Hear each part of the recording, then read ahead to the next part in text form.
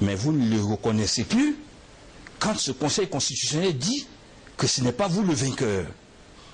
Vous allez proclamer, si c'est la République du Golfe ou la République de Mougins-sur-Golfe ou l'enclave du Golfe, et là-bas, vous narguez, mais en fait c'est ça, vous narguez un État, vous narguez un peuple.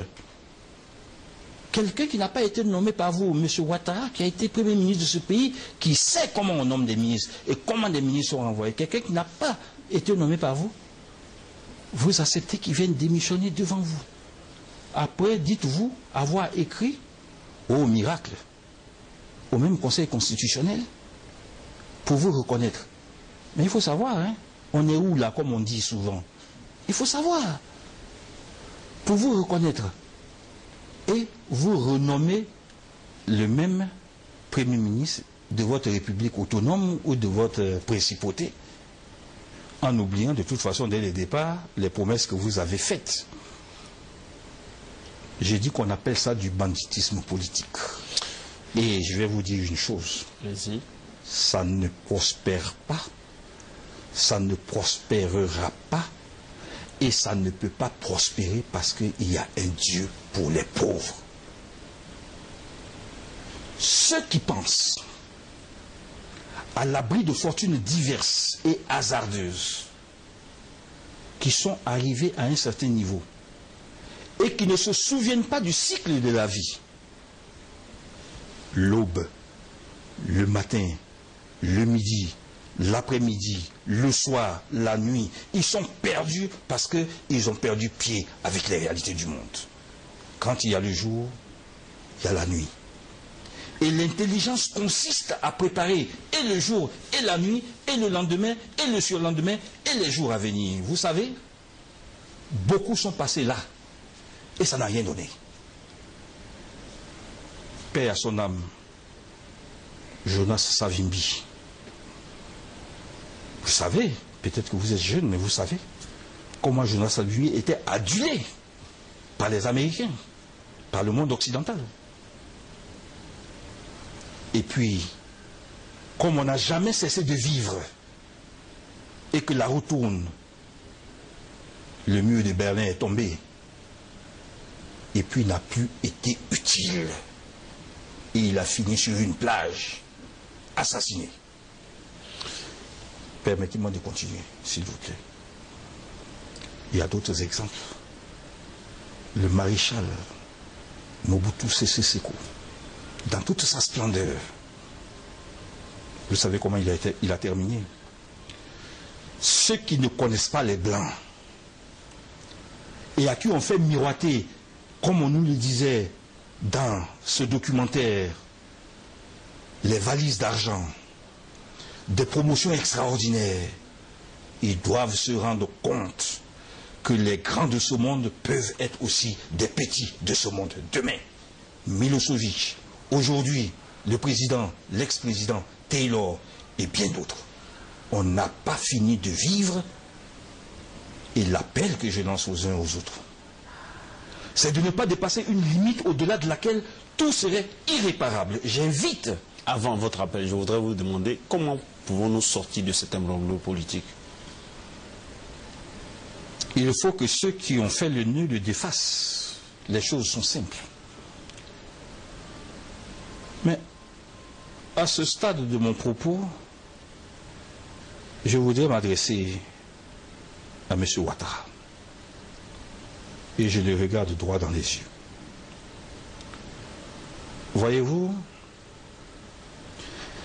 dans la vie d'un homme, il y a des moments où il faut s'arrêter.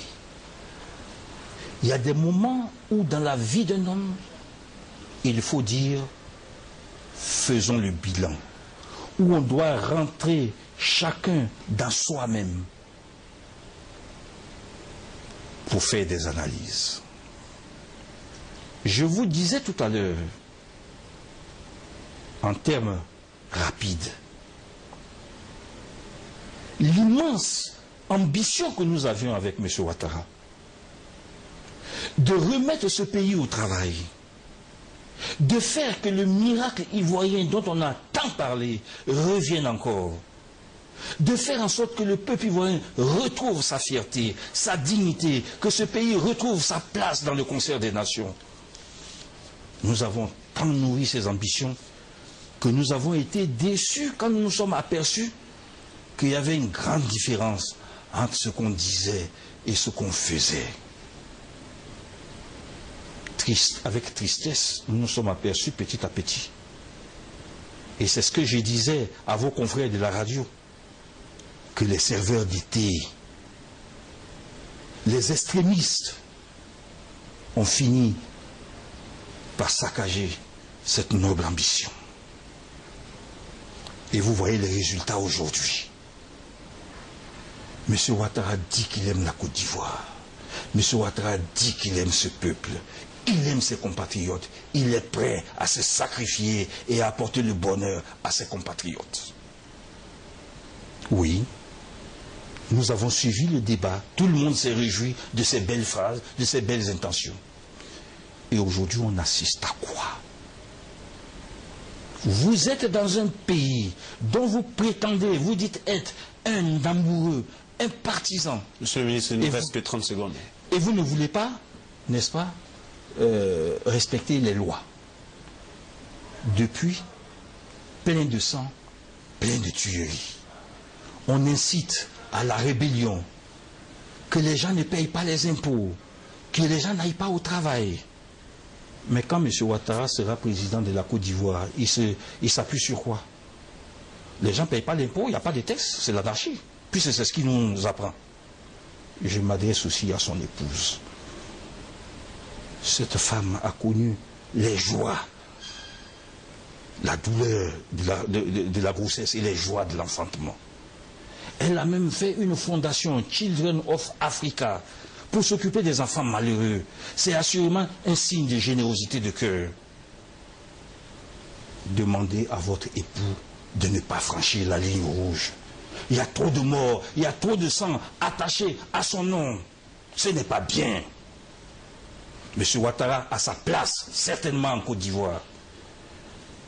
Mais pourquoi veut-il nécessairement que la seule place qu'il puisse occuper soit la présidence de la République? Et pourtant, nous disons tous, hommes politiques, qu'on peut servir son pays à tous les postes. Avant de terminer, je voudrais dire quelque chose d'important. Allez-y. Les forces de défense et de sécurité, parce que moi ça m'agace. On dit que les forces de défense et de sécurité sont des forces partisanes. Ça veut dire quoi? Les Ivoiriens devraient se féliciter d'avoir des forces de défense et de sécurité qui sont des forces républicaines. J'ai été au PDCI et pas à n'importe quel niveau. Mais quand Gbagbo et le FPI faisaient les manifestations et qu'on les fait ce qu'on appelait les fancy, on était d'accord, on était content, non? Parce que alors, sous la responsabilité des fancy, on continuait d'avoir nos postes et de faire ce que nous faisions. Quand Bédié est président, au motif que les gens du RDR voulaient manifester parce que l'accès libre à la télévision n'était pas, qu'est-ce qu'il a fait? Ce n'est pas les mêmes militaires là qu'il a envoyés pour les mettre tous en prison. Pourquoi est-ce qu'aujourd'hui, on veut que les forces de défense et de sécurité qui sont républicaines n'obéissent pas au pouvoir en place? Nous, pour la Côte d'Ivoire, nous sommes fiers des forces de défense et de sécurité parce qu'elles sont à la disposition de la défense des institutions et des personnes qui représentent ces institutions. Okay. Merci, Monsieur le ministre. Nous étions à cette raison d'État avec le ministre Jean-Jacques Béchot, ancien ministre de la fonction publique. Il a été également ancien ambassadeur, représentant permanent de la Côte d'Ivoire à l'ONU.